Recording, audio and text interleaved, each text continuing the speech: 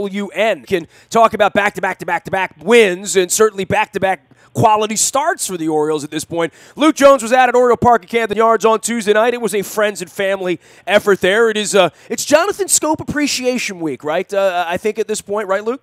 It is, yeah. T-shirt night on Tuesday. His bobblehead will be on Saturday. And there should be a lot of appreciation for Jonathan Scope. Well, Mr. Angelo's going to have to appreciate him with a large check at some point, I would say. Well, you hope so. Assuming that money is not going to go to Manny Machado at this point, and assuming that ship has sailed, you hope they can keep Jonathan Scope because he's earned that. I mean, you just look at the numbers across the board. Second in the American League in RBIs, hitting .308. This is Jonathan Scope, the guy that we talked about, who, such a free swinger, more so than Adam Jones. He has a .356 on-base percentage. He's not walking a ton. He's an improving baseball player. Yeah, he's an ascending player, as they say in the industry. And I mean, he's a hard worker. He's someone that you talk to his teammates. Whether it's I was talking to Nelson Cruz down at the All-Star game, or talking to different current teammates. He's someone who always strives to get better, and it's been really fun to watch his progression over the last few years. Manny Machado obviously is his best friend on the team, and he's been overshadowed by Manny, and I get that. I mean, Manny is a special kind of talent. But it's almost like the little brother, like beating up the big brother, like Serena and Venus or something, right? A little bit like that. It's sisters, obviously. A little bit like that, yeah. And don't look now, but Manny Machado's average is up to 250 after being in that 215, 220 range for a long portion of the season. But it's been fun to watch Jonathan Scope grow as a baseball player over the last few years. Manny, we've talked about it so many times where it comes easy for him, at least until this year anyway, at the plate, and to the point where a lot of times he almost looks bored out there. And with Scope, you've just seen him steadily get better, and it's been fun to watch. And certainly, he didn't drive in. Had one run batted in on Tuesday night. Seth Smith, the big offensive star, with 3 runs driven in. But Scope's, he's kind of in the middle of it, just about every night, whether it's getting on base for someone else or more specifically driving in runs. But the story of Tuesday's game, though, Dylan Bundy, coming off extra rest. We've talked about it at length.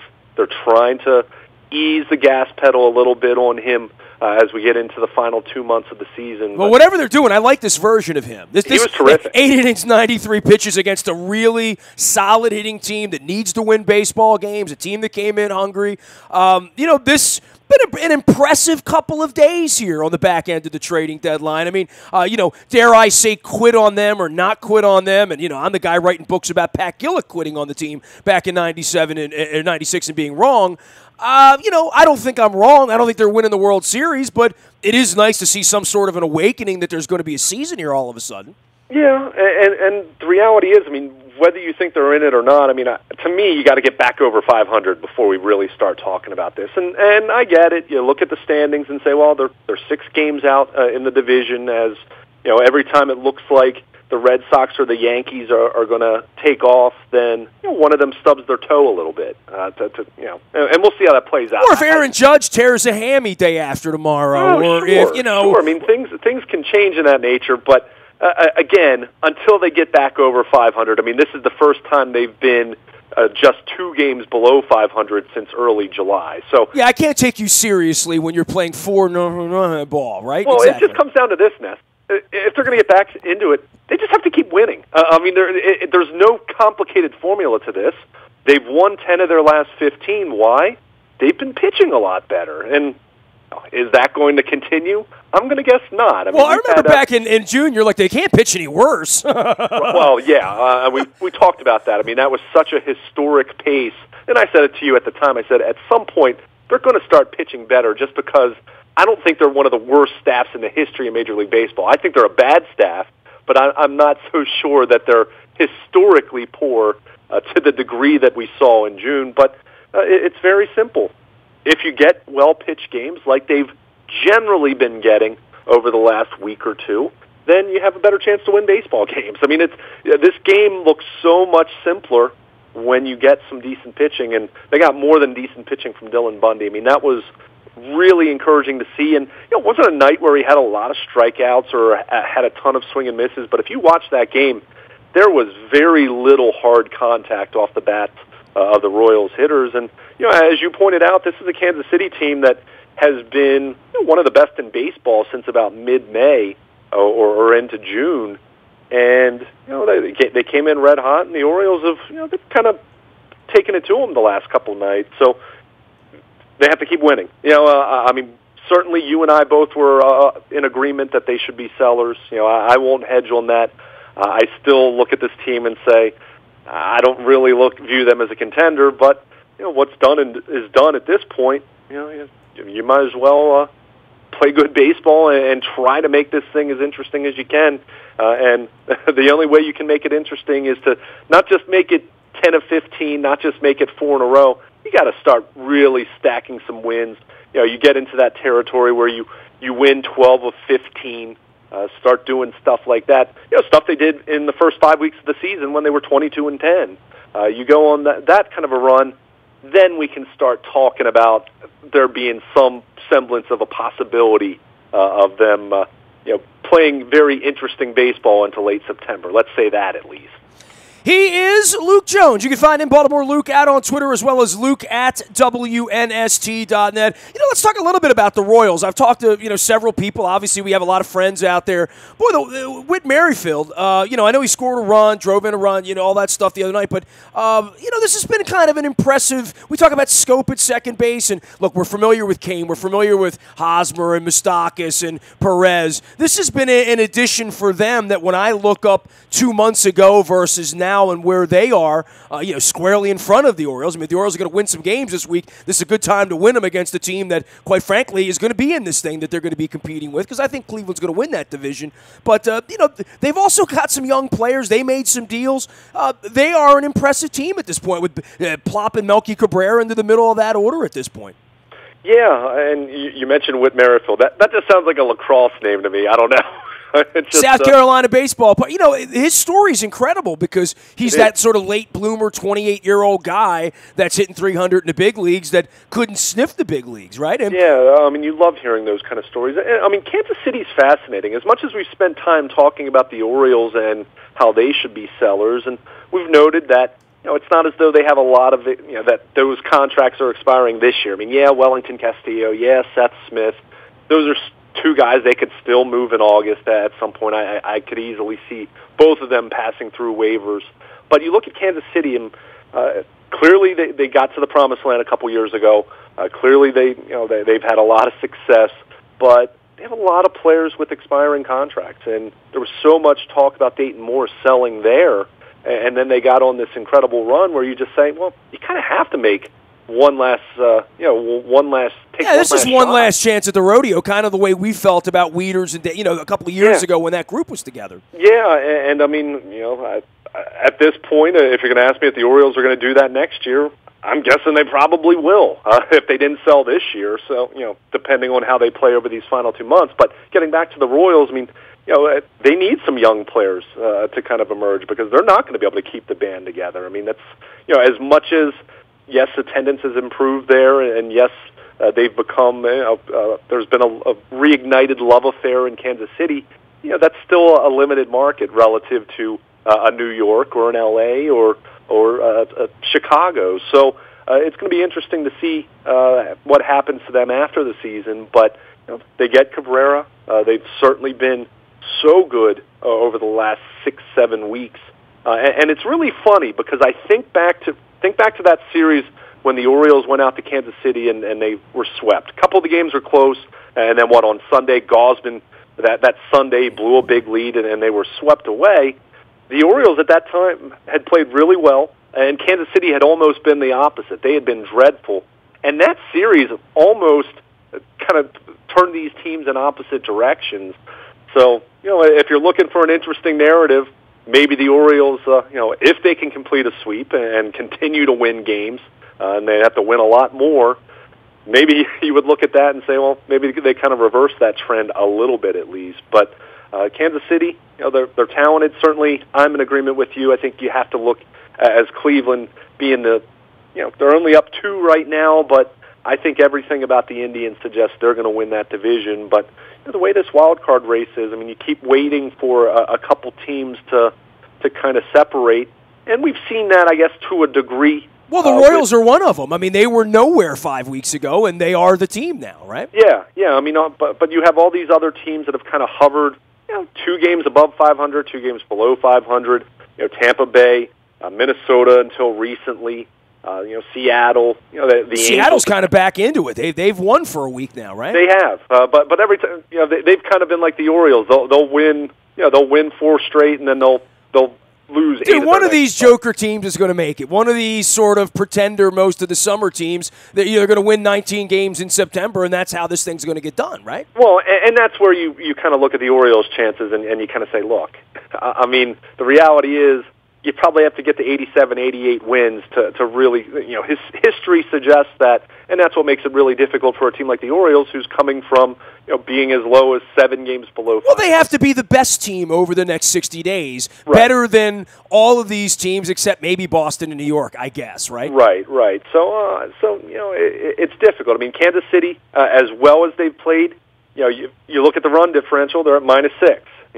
So that doesn't necessarily tell you that you would think that they're going to continue to play this level of baseball that they've played the last 5 or 6 weeks. But, if you're going to use that same argument, the Orioles are at -66. So, that tells you maybe winning 10 of 15 has been the aberration that's probably not going to continue. So we'll see. I mean, it's definitely that second wild card, whether you call it fool's gold or whether it's parity, whatever it might be, it certainly has teams acting differently from time to time, although I think if you look at this trade deadline, and I saw this statistic on Twitter, but it really talked about the number of teams that actually ended up being buyers, and for the most part, they were teams that were firmly in position to make the playoffs. So there weren't too many teams.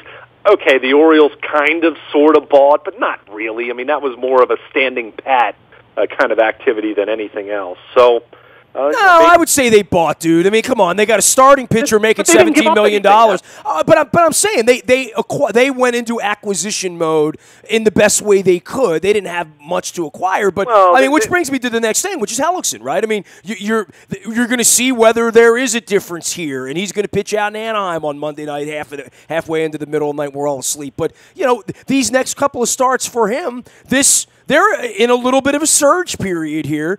He has been the addition into this thing. It's going to be fascinating to see what he's got under the hood the first 5 starts, I think. Yeah, and as I told you the other day, I'm not overly optimistic about it. I mean, I think Jeremy Hellickson's had some solid years, certainly last year with Philadelphia. He's actually, interestingly enough, he's actually someone I was hoping the Orioles would pursue last year, and they ended up with Wade Miley. We've seen how that's gone, but certainly Hellickson would have commanded a little bit more. But, you look at it, ERA 4.73 in Philadelphia. Some of the peripheral stats, I mean, the strikeout rate is way down this year. His home run rate, which has always kind of been an issue for him. He's always been more of a fly ball pitcher, including when he had his most success with Tampa Bay earlier in his career.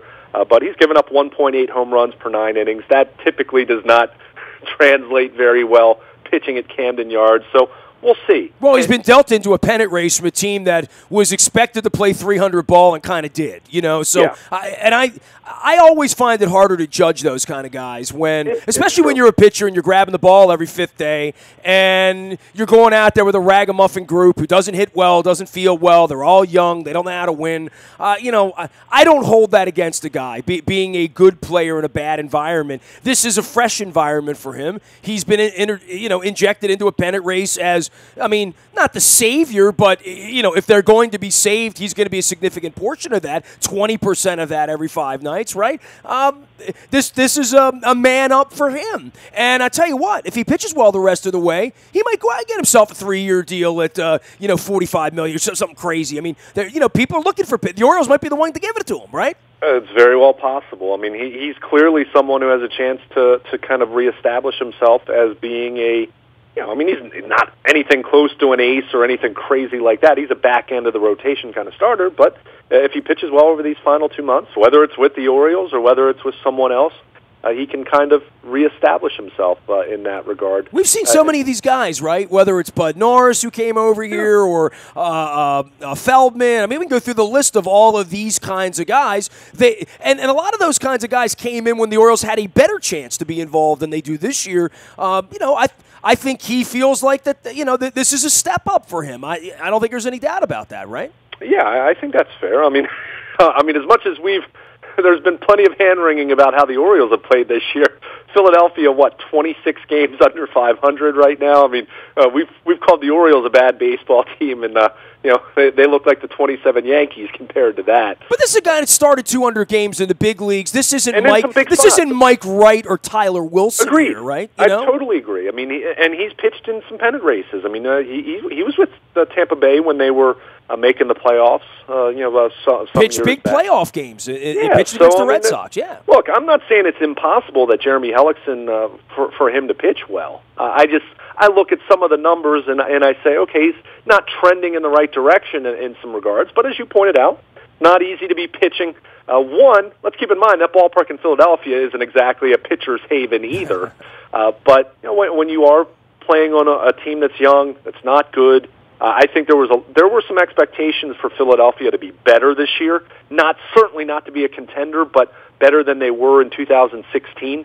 I think they were looking for a little more progress to maybe be a team that by the second half of the season maybe they'd be play 500 after the All-Star break, and you haven't seen that kind of that kind of evidence that would happen whatsoever with them. So he gets out of it. Maybe you hope he gets revitalized. I mean, this guy had a 3.71 ERA last year, so he's not that far removed from pitching pretty darn well. I mean, a 3.71 ERA for the Orioles. I mean, that would feel like Mike Messina returning to the rotation at this point. But can he give him a lift? As you pointed out, he's not going to be able to do it all by himself. No one's expecting that. But can he help stabilize that rotation a little bit more, coupled with some other guys pitching well? I mean, we've seen Gausman pitch very well his last couple times out. That needs to continue.